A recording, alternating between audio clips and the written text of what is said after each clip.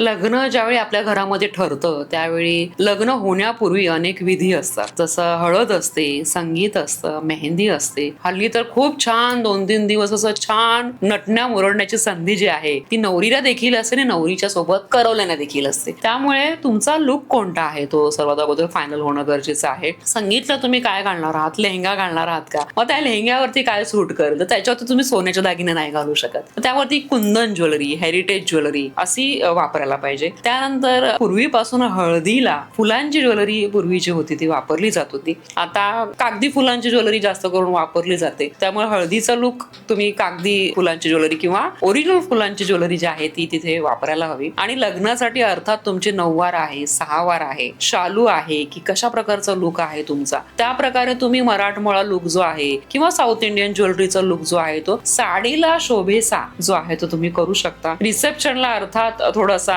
Diamond कडे किंवा कुंदन कडे जाणारा लुक असतो, लेहंगा असतो किंवा वन पीस असतं. तर त्याला शोभणारी ज्वेलरी सीझेड स्टोन मध्ये, गोल्डन मध्ये, गोल्डन सिल्वर मध्ये, ओनली सिल्वर मध्ये कलेक्शन हवं तसं उपलब्ध असतं. तर जसा तुमचा अटायर आहे त्या प्रकारचेच दागिने जे आहेत त्यात तुम्ही गुंतवणूक करायला हवी. तर तुमचा लग्नाचा लुक जो आहे तो कम्प्लीट येईल.